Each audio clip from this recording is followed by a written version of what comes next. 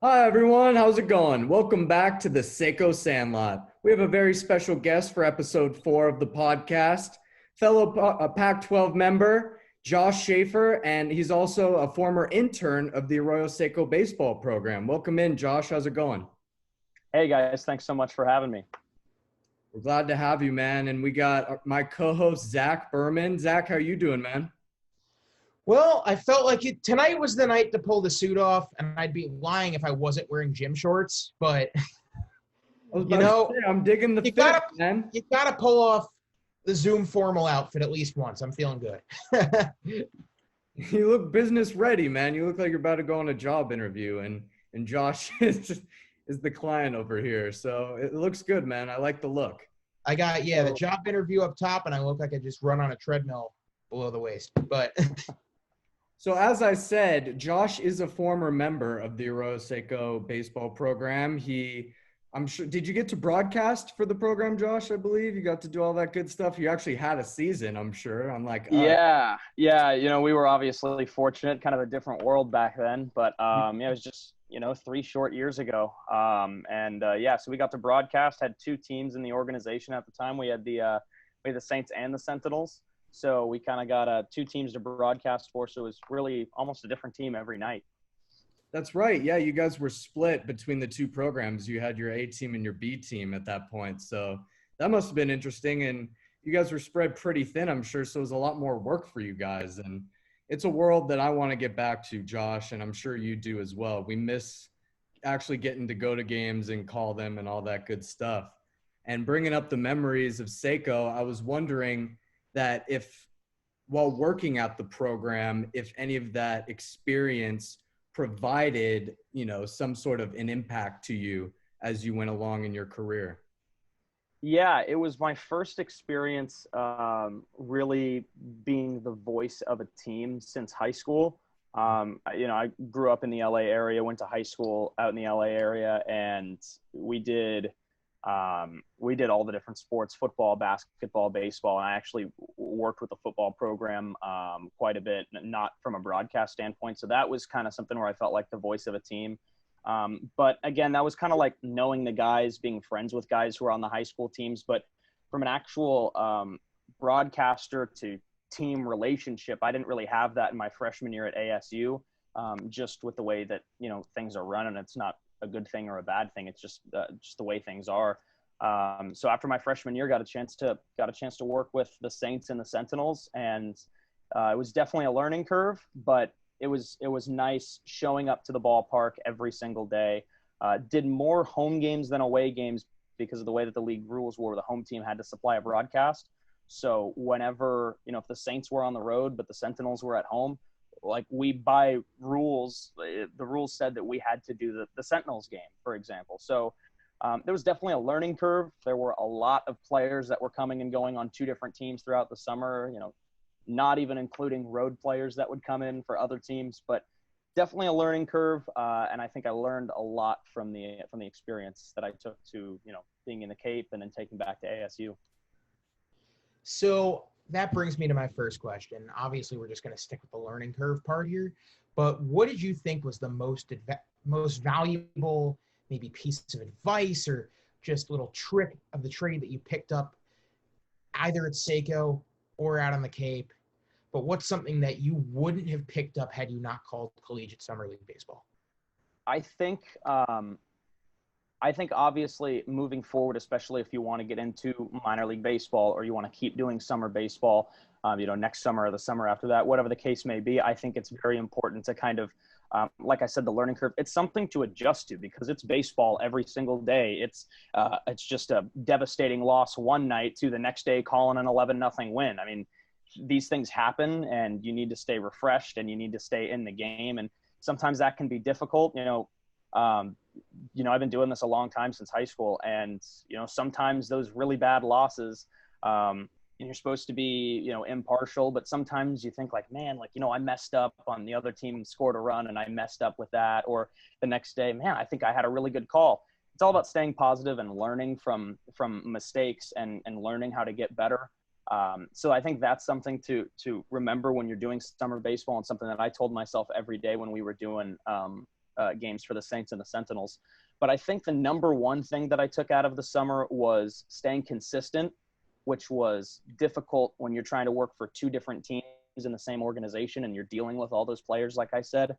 And on that point, I think I learned how to do prep that was best for me, because there is no right way to do prep going into a broadcast. Everybody kind of does their own thing. You know, I have friends at ASU who are just as serious about broadcasting as I am, and we do broadcast preparation in completely different ways because it's all about what works best for you. So the summer after I was at Arroyo Seco, you know, I completely changed the way that I did prep, and the way that I did prep with the Saints and the Sentinels was totally different from my freshman year at ASU. And that it's just learning after each game, each broadcast, every day when you do prep, every week goes by. It's all about taking positives away from that and then learning how to get better moving forward. And in terms of preparation, it's all about learning what works best for you. That's a great take, Josh. I totally agree. And I always think that, in my mind, I was a pitcher, and I always think that pitching is a lot like broadcasting. Everyone has their own approach, it evolves, and you have to have short-term memory loss a lot of the time. Yeah. Because if your team loses or if your team messes up, you don't want to be the guy who's pouting or who's, you know, off in the corner. You want to be the representation of your organization. So that's something that you got to keep in mind as well. And while you're at Seco, you know, I was wondering if you had any favorite memories or anything like that where, you know, you had to adjust in a game, or something that you called that was out of the blue and you made it extraordinary, something like that. Like, what was your favorite moment there? That's a really good question. There were a few road games where, you know, like I said, the home team is supposed to do the broadcast for every game. So, you know, if the road team doesn't bring their broadcasters, there's no penalty. Like, it's not a big deal. But there were a couple of times when no broadcasting forfeit or nothing. Yeah, exactly. You know, but you know, there were a couple of road games where, you know, sometimes, you know, getting that internet connection or getting power, there were challenges. So I think that overcoming some of those and trying to figure out where the best place to set up was or where we were allowed to be, those were always challenges. In terms of, you know, in-game learning experiences, it's not a good memory, but there was a game for, I believe it was the Saints. So I believe it was the Saints. And this game is back and forth. It's a great baseball game, and I feel terrible. I have a headache. My stomach doesn't feel good. I'm doing the game by myself. I still have to drive 35 minutes home after the game. And I'm just sitting there thinking every inning I'd put my head down on the desk, and, you know, one of the other interns came back and brought me some water, and they're like, "You're doing great." I'm just sitting there thinking, I cannot believe that I'm calling this game right now. To this day, I don't know if it was a good call. I don't know if it was a bad call, but I remember sitting there thinking, like, the game's not about me. So, you know, if it were a life or death situation, then maybe I shouldn't have been calling the game. But I knew that at the end of the day, I was going to be okay. I was going to get home. I was going to go to bed and not wake up with a headache or not wake up, you know, sick or throwing up or whatever in the morning. But I told myself, the game is about the players and is about the people listening. And that's what kind of helped me power through the game. It wasn't a Michael Jordan flu game. I think describing it like that would be a stretch, but I just remember sitting there thinking, dude, somebody win this game, please. Just somebody score a run. I think the other team scored, and I thought, all right, you know what? Like, you know, you hate to say it, but maybe Saints get 3 quick outs and this game's over and we can do the post-game show and go home. And then the Saints would come up and hit a home run. And I'm sitting there thinking, oh man, this is great baseball, but like, I feel so bad. And eventually the Saints walked it off and they won the game. And I remember being so thrilled by the time we got off the air thinking, you know what, it was a good game. Maybe it was a good broadcast, hopefully, but I felt good after the game knowing that I had just been through hell the last 3 innings of, you know, 9th, 10th, and 11th innings. And then the fact that they won the game after it and just seeing the emotion of the guys on the field afterwards, that felt great knowing that, you know, went through not feeling too good, and that was the result that we got. All right, my next question. Real quick, Jordan in a flu game or Scotty in a migraine game? I figure I'm talking to a lot. I was going to ask the same question. And, you know, I hope he pulled out a Jordan, man, because I've been in situations like that, especially broadcasting in the past, where you just got to soldier on. And that's all I'll say on that. You know, there's a lot of different scenarios. It's difficult, but over to you, Zach. What do you got? We never know. We may never know. Did someone poison Jordan's pizza? We don't know. All right, Josh, next question. This is something that I'm going to ask on behalf of maybe young men and women in the industry. They're a few years behind us. And I'll preface this by bringing mine up. What was your biggest gaffe ever in the broadcast booth? Because I will tell you mine. My first ever collegiate baseball game. It was Mizzou versus South Carolina. I lost a ball in the sun, and I called it as if it had went foul down the first base side out of play. And my color guy looks at Zach. I was caught by the first baseman, and I was like, "What?" Yeah. But I joke about that all the time in the booth. Now, obviously, I've never done that since, and I use that as like a learning experience, something to laugh about. But everyone has one of those, especially when you're just getting your feet wet. So did you have one of those? If so, what was it? I mean, I'm sure I've had a mistake that's like that. And I'm trying to think. I mean, I'm sure there were a couple of stupid things I said when I was in high school, or, you know, maybe I just, made a bad call on a play or didn't see it like you did.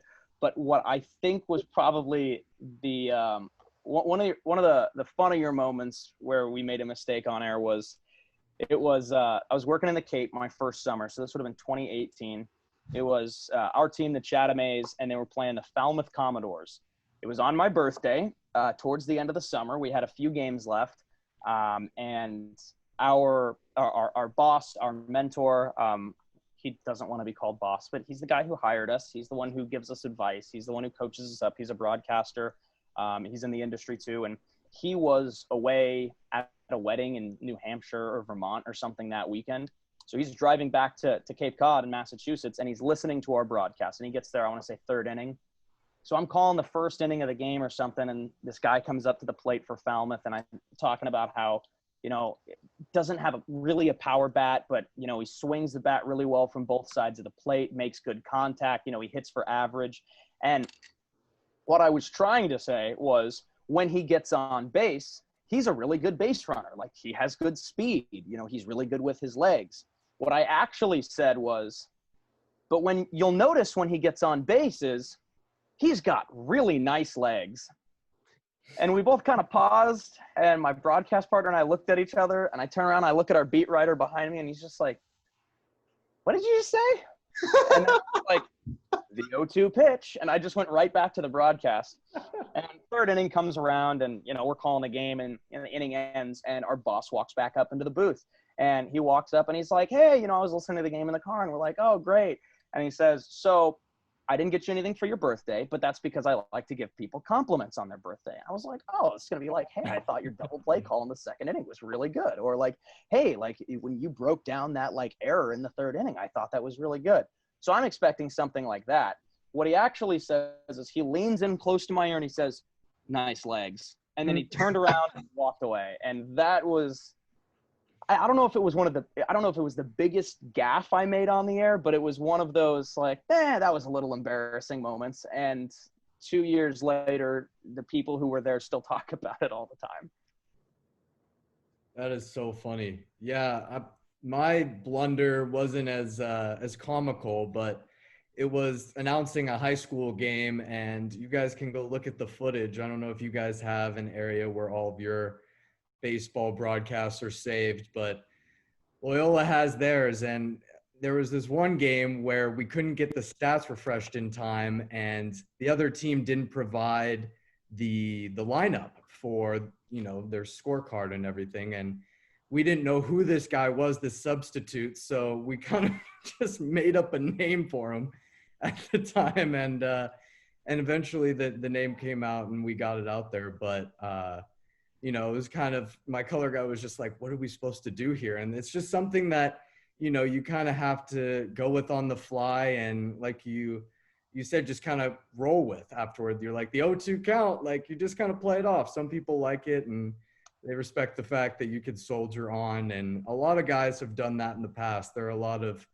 guys that, you know, have had to soldier on. And I was wondering if you had a role model in the past who you looked up to, who really guided you and who you model your broadcasting style after. Yeah, I think growing up, I mean, you're an LA guy too, so I think Vin Scully is one that not only, you know, aspiring, you know, broadcasters or baseball fans from LA look up to, but I think that's just baseball fans in general will look up to Vinny. So absolutely Vin Scully. One of my favorite memories as a kid was it was like Little League Day. And we were there all wearing like the Dodgers played the Pirates that day. I was on the Little League Pirates or whatever, and I'm sitting in the parking lot wearing my full uniform or whatever, and Vin Scully comes walking in because you had to be there like 3 hours early to walk around the track or whatever they did back then. And Vin Scully came walking in, and my dad just goes, "That's Vin Scully." He looks over and he's like, "What's up, fellas?" and walks in. Didn't even really meet him, and that was one of my favorite memories from going to games as a kid. But Vin Scully was definitely somebody I looked up to. You know, Bob Miller with the LA Kings was another one. I mean, you've got, I'll appeal to the SC jacket. Pete Arbogast, the voice of USC football. He's fantastic. I listened to him growing up. I'm very fortunate I miss to him right now, and I hope we get him yeah. know, for this season. Yeah, I hope so. I mean, he's a pleasure to listen to. I love talking to Pete. I've worked with him a couple times between USC and ASU. But yeah, I definitely think I look up to those guys. The list can go on about somebody that you admire or you want to model your game after. And I think growing up, there were times when I was like, what would Vinny do in this situation? Or how would Bob Miller call this game? And how would Pete Arbogast call this touchdown? And the list goes on and on about people that you think to. But I think the biggest thing for me growing up was like, listen to them, listen to how they do things, and wonder about what's going through their head in a certain situation, or how they keep the composure, or how they would describe something. But that big moment doesn't necessarily need to be you trying to sound like them. And I think that's something I realized in high school was you're going to develop your own style. And I always thought that my style is a little bit like Pete's and a little bit like Bob Miller's, or if I'm calling a hockey game, maybe it's like Doc Emmerich's. But I realized, going through all of that, like listen to them, admire them, see the way that they do things, but develop your own style at the same time. And those were the guys that I listened to growing up. I don't want to take away from your style at all, because that should be every broadcaster's philosophy, to be the first themselves, to be the first Josh Schaefer, the first Zach Berman or Charles Duncan, as well as taking, like you said, a little bit from each guy. And I'm looking out for that WWVD chain or shirt. What would Vinny do? I need that. That's a good tag. Somebody had to have made one by now, right? I think I've seen that made. Yeah. So I'm looking out for it still. I want to buy that. That'd be a good slogan for sure. Just a little, my senior graduation quote in high school was, don't be the next me, be the first you. And I believe that was spoken by Peter Parker in Spider-Man Into the Spider-Verse, which by the way is an amazing movie. But yeah, when you grow, look, I grew up in the New York City area as a diehard New Jersey Devils fan growing up. We got spoiled with Doc. And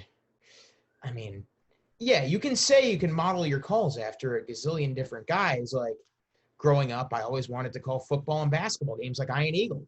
But once you grow up and you start listening to these guys more, and then you start talking and listening to some of the younger people that are maybe just a few years in front of you, like Tom Hart, who came out of Mizzou and now he's covering SEC network stuff, or someone, maybe you guys, of course, in LA, you have Joe Davis, who not only I have been able to reach out to him over Twitter. He also critiques me on my barbecuing skills. I got a smoker during quarantine, but he's the guy you want those critiques from. Of course. But at the end of the day, you go back, you listen to what you've called, and just a little something.